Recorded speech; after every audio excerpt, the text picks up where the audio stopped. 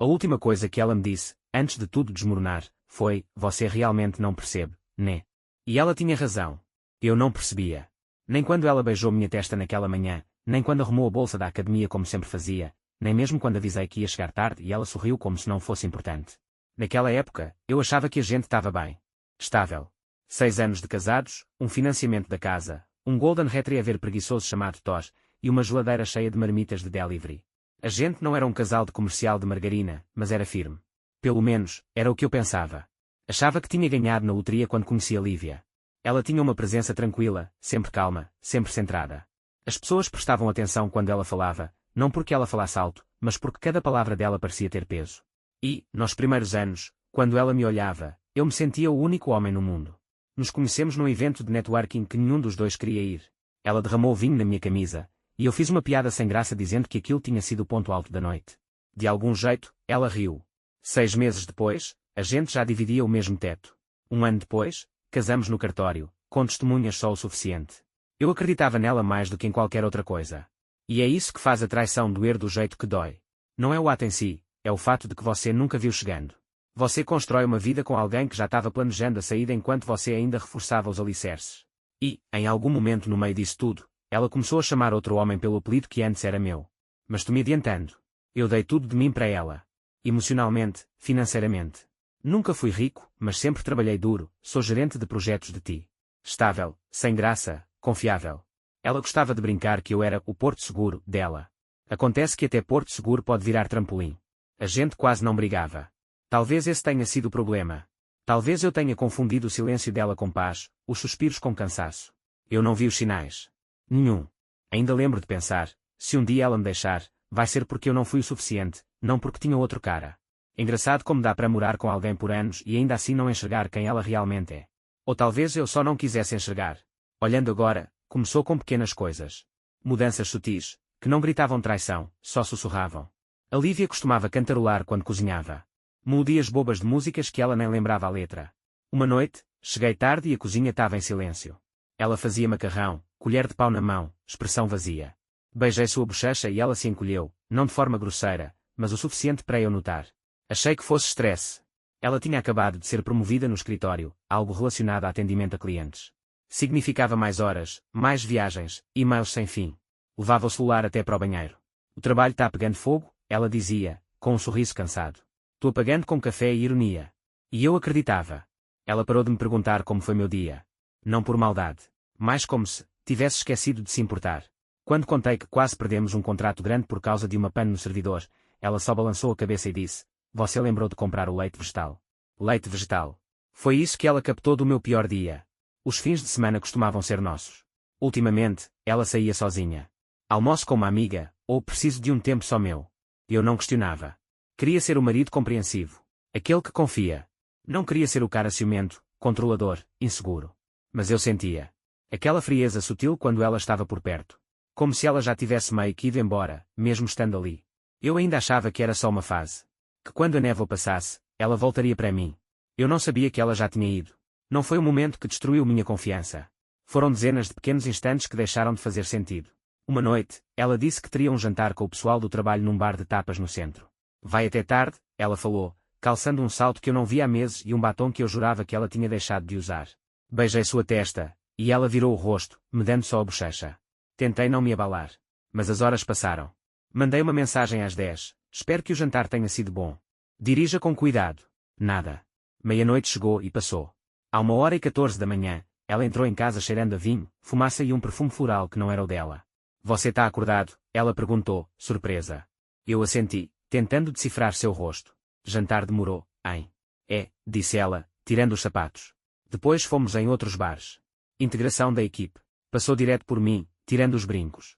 Vi uma marquinha perto da clavícula. Vermelha. Suave. Como um borrão. Ou um beijo. Mesmo assim, não disse nada. No dia seguinte, o celular dela acendeu enquanto ela tomava banho. Olhei de relance, sem sobrenome. Só um emoji de coração. Meu estômago virou. Não abri. Não consegui.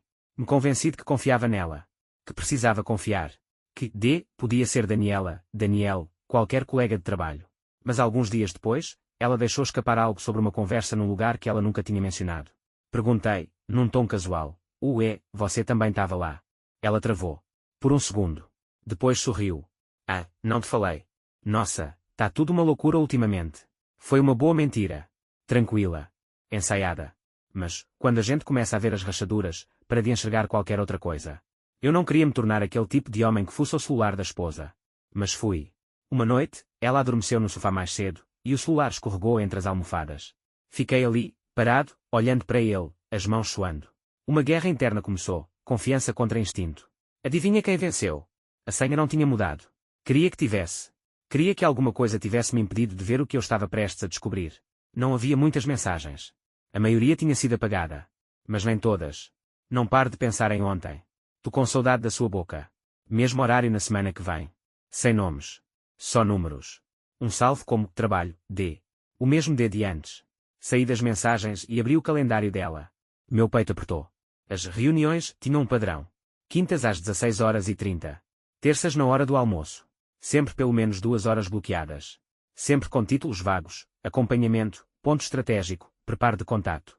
Tirei prints e mandei para o meu e-mail. Depois fiquei ali, encarando ela.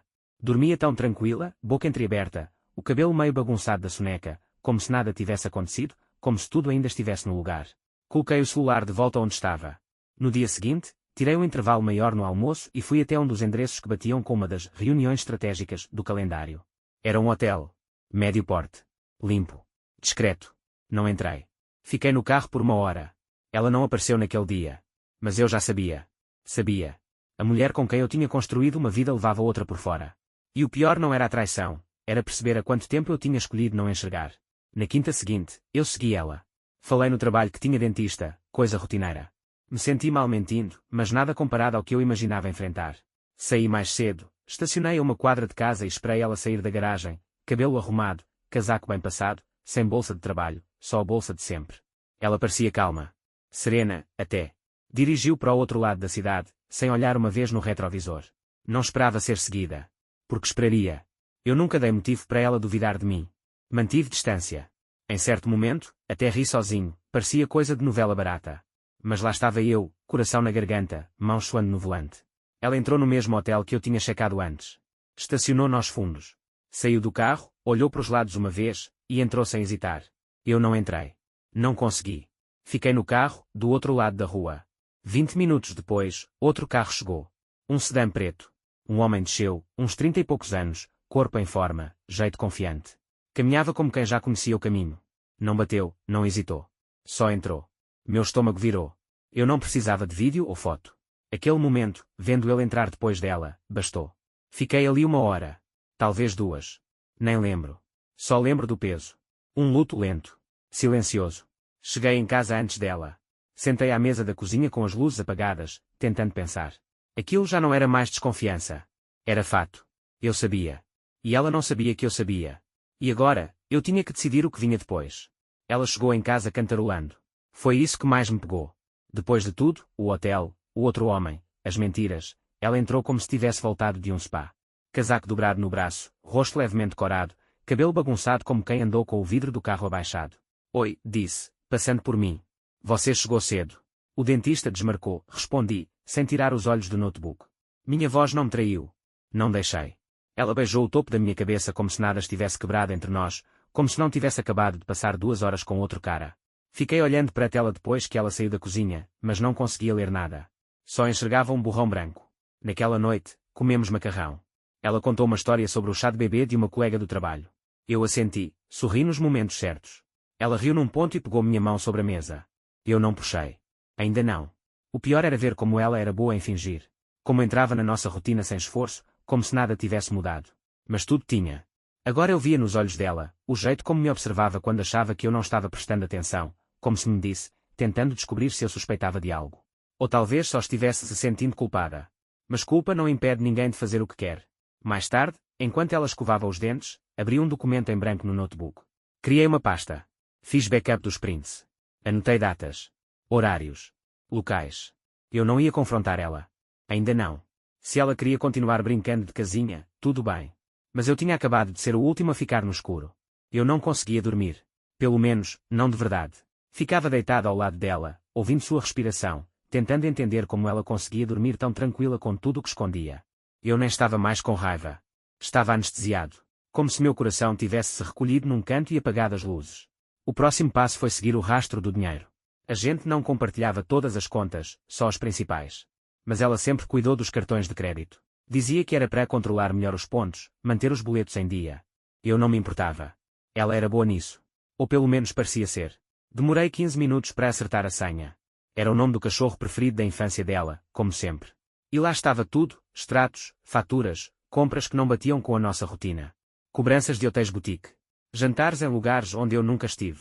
Um relógio, mais de R$ 2.500, comprado online e entregue numa caixa postal que eu nem sabia que existia. Outra compra numa joalheria. Eu não ganhei joia nenhuma. E as transferências, pequenas, regulares. Valores certinhos, sempre arredondados. Ela estava desviando dinheiro para uma conta separada, registrada com o nome de solteira. Rastreando, cheguei até uma conta poupança antiga que a gente tinha aberto juntos e esquecido. Me deu um enjoo. Não pelo dinheiro, exatamente. Mas porque isso mostrava que não foi algo impulsivo. Não foi um deslize emocional. Foi planejado. Ela criou uma rede de segurança. Um fundo de fuga. Uma vida nova. Enquanto eu fazia conta para trocar o aquecedor, ela comprava vinho e lençóis de seda para outro homem. Ela não só mentiu. Ela construiu um mundo onde eu não existia, e continuava sorrindo enquanto eu bancava tudo. E eu não explodi. Isso foi o que mais me surpreendeu. Achei que seria o tipo de homem que daria um basta na cozinha mesmo, fechando o notebook com força e gritando, eu sei de tudo. Mas não. Mantive a voz firme, a rotina igual. Tirei o lixo. Beijei ela de manhã. Dobrei roupa enquanto ela mandava mensagem para ele do banheiro. Ela não sabia que agora eu estava vendo. Que cada volta tardia, cada olhada para o celular, cada mentira leve, é só uma ligação do trabalho, só um café com uma amiga, era mais um item no dossiê que eu estava montando. Não era vingança. Era sobrevivência. Eu precisava entender o quadro completo antes de tomar qualquer atitude. E eu queria ver quem ela era de verdade, quando achava que eu estava cego. Comecei a tirar print das mensagens dela sempre que podia. Ela não era cuidadosa. Achava que não precisava ser. As notificações apareciam na tela de bloqueio quando ela deixava o celular de lado. Ontem foi perfeito. Ele ainda nem desconfia. Logo. Essa palavra ficou presa em mim como fumaça. O que ela estava planejando? Pedi um favor para um amigo, trabalha com segurança da informação. Discreto. Ele me ajudou a recuperar dados apagados do backup na nuvem dela. O que eu vi me embrulhou o estômago, reservas de hotel com o nome dos dois, planos de fim de semana numa pousada em outro estado, até uma anotação de diário no app de notas. Às vezes eu queria que ele descobrisse logo. Não quero mais mentir. Mas também não quero machucar ele. Ainda não. Eu não era um obstáculo na felicidade dela, era um detalhe a ser administrado. Uma mentira gentil, até ela estar pronta para sair sem deixar sujeira. Mas ela errou em uma coisa. Eu não ia ser o último a saber. Na manhã em que decidi confrontá-la, não teve grito. Nem cena. Nem prato voando. Eu só fiz o café da manhã. Ovos, pão, café, na caneca preferida dela, aquela lascadinha na borda que ela sempre escolhia. Até cortei o pão na diagonal, como ela gostava, coisa que eu não fazia havia meses. Ela desceu de roupão, esfregando os olhos, surpresa com o cheiro. Você fez café? Ela perguntou, com a voz ainda rouca de sono. Fiz, respondi, sorrindo. Pensei que a gente podia conversar. Ela sentou devagar, com cautela. Conversar sobre o quê? Tomei um gole do café. Sobre a gente. Sobre como as coisas têm sido. Ela deu uma risadinha ensaiada. As coisas têm estado bem. Têm mesmo? Perguntei. Ela não respondeu.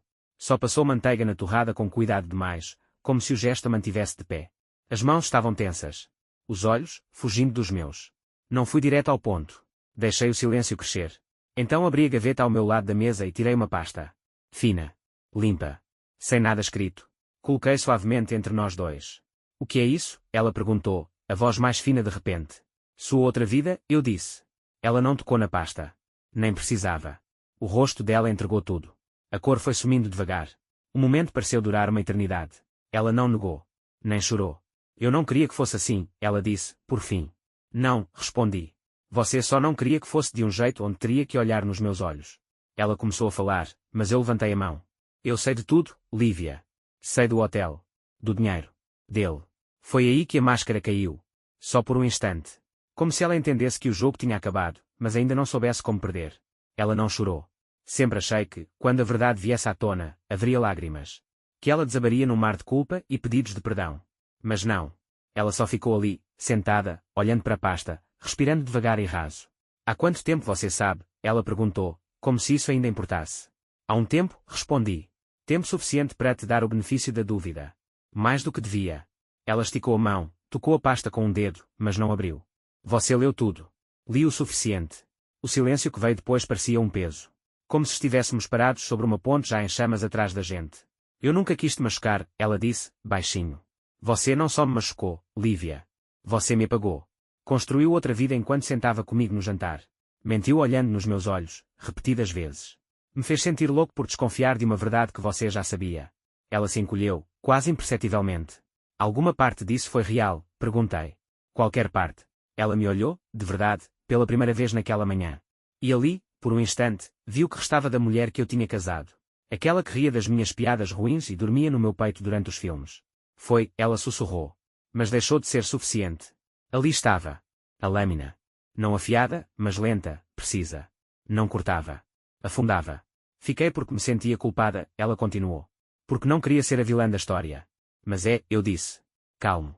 Firme. Mas pelo menos agora é uma vilã sincera. A gente ficou ali, sentados, num silêncio que fazia mais barulho do que qualquer grito. Não gritei. Não implorei. Só me levantei, fui até o balcão da cozinha e deixei outra pasta sobre a mesa. Os papéis do divórcio. Assinados. Com data. Não vou estar aqui quando você voltar, disse. Arrumei as malas em silêncio. Algumas roupas, alguns livros, o relógio do meu avô. A guia do Thor ainda pendurada na porta, eu não podia deixar ele. Ele me seguia pela casa como se soubesse que algo estava acabando. Talvez soubesse mesmo. Cachorro sente. Lívia não me impediu. Não pediu para eu ficar, não implorou, não negociou. Só ficou parada na porta do quarto que antes era nosso, os braços cruzados como se tentasse se manter inteira. Talvez ela ainda acreditasse que existia uma versão da gente que dava para a salvar. Mas eu não acreditava. Não se volta depois de ser apagado. Ao fechar o último zíper, olhei em volta. A casa era a mesma, mas tudo parecia falso. As fotos no rec da sala. As canecas da nossa lua de mel. O vinco no piso de madeira da sala, onde a gente tentou mover o sofá e acabou rindo porque nunca acertava o ângulo. Tudo isso, agora era ficção. Vou-te mandar os documentos por e-mail, ela disse, quase sussurrando, quando passei por ela. Assenti. Não me despedi. Me mudei para um apartamento pequeno, do outro lado da cidade, nada demais, só tranquilo. Limpo.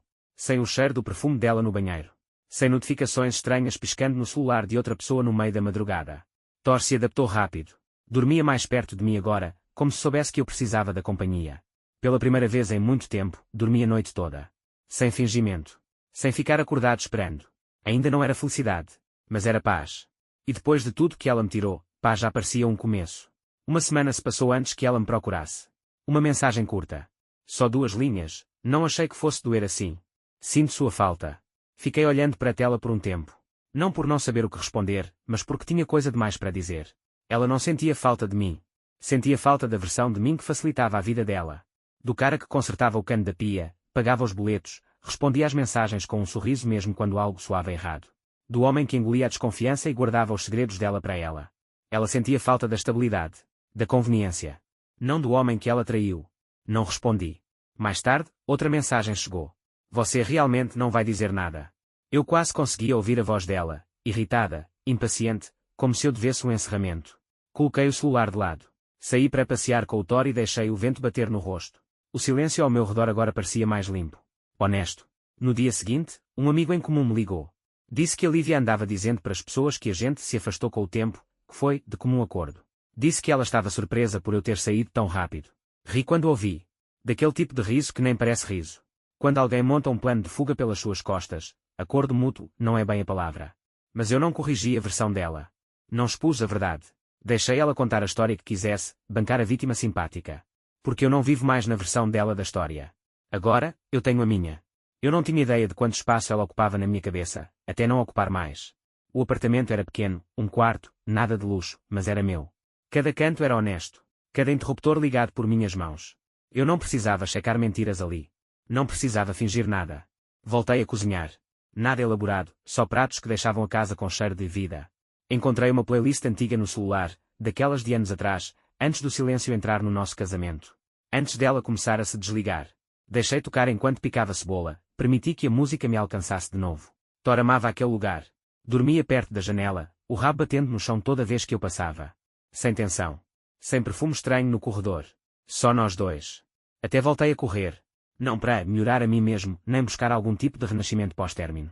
Só porque, numa manhã, minhas pernas estavam inquietas, e eu não precisava pedir permissão para sair. O ar cortava o peito, o céu se abria enorme sobre mim, e pela primeira vez em muito tempo, eu não estava fugindo de nada. Às vezes me perguntam como eu tô.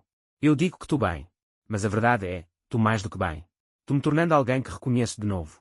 O cara que eu era antes de viver só para agradar ela. Antes de trocar sinceridade por paz. Antes de confundir silêncio com amor. Hoje, toda manhã, faço um café inteiro e bebo tudo. Sem pressa. Sem esperar ninguém voltar tarde para casa. É estranho. O mundo continuou girando depois que ela foi embora. E agora, gira até com mais equilíbrio. Aconteceu exatamente um ano depois que saí de casa. Estava no centro da cidade, num evento do trabalho. Mais um daqueles encontros de networking em salão de hotel, colonia demais, sorrisos forçados. Nem ia ficar muito. Mas aí vi ela. A Lívia. Do outro lado da rua. Sem maquiagem. Cabelo preso de qualquer jeito.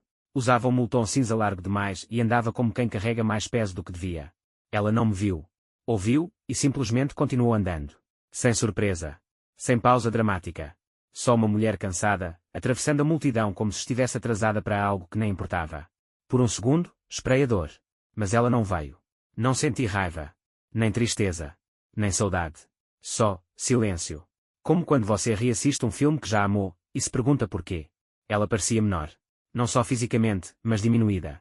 Como se o brilho que ela um dia teve já tivesse ido embora há tempos. Não fui atrás. Não chamei. Só fiquei parado, deixando o momento passar. Ela fez as escolhas dela. E eu fiz as minhas. De volta ao quarto do hotel, olhei a cidade pela janela e sussurrei um adeus, não para ela, mas para a versão de mim que ainda esperava um fim. Existe uma liberdade em não precisar de encerramento. Algumas histórias terminam sem capítulo final. Alguns fantasmas soltam a gente quando a gente para de segurar. Às vezes me perguntam se um dia vou confiar de novo. Respondo que não tenho pressa. Não porque estou quebrado, mas porque aprendi a viver sem fingimento. O amor, quando é de verdade, não se esconde. Não precisa de celular reserva, nem de plano B, nem de desculpa bem ensaiada. Amor não desaparece nas quintas-feiras e volta cheirando a perfume e culpa. Pode até soar amargo. Mas não é. É só clareza. Antes, eu achava que amar era sacrificar. Era resistir. Era provar, dia após dia, que você merecia ser visto, valorizado, cuidado. Hoje eu sei, amor de verdade não te faz implorar para ser escolhido. Eu e o Thor ainda estamos no mesmo apartamento. Às vezes bagunçado. Tem roupa que esqueço de dobrar, louça na pia, marcas de xícara no balcão. Mas aqui tem paz. Não tem mentira. Ninguém pisa em ovos. Às vezes penso nela. Não com saudade, mas como quem sobreviveu a algo cortante, algo que deixou marca. Como quem olha uma cicatriz e lembra que já doeu muito quando chovia. Não odeio ela. Só não carrego mais. Tem gente que constrói o amor como uma casa.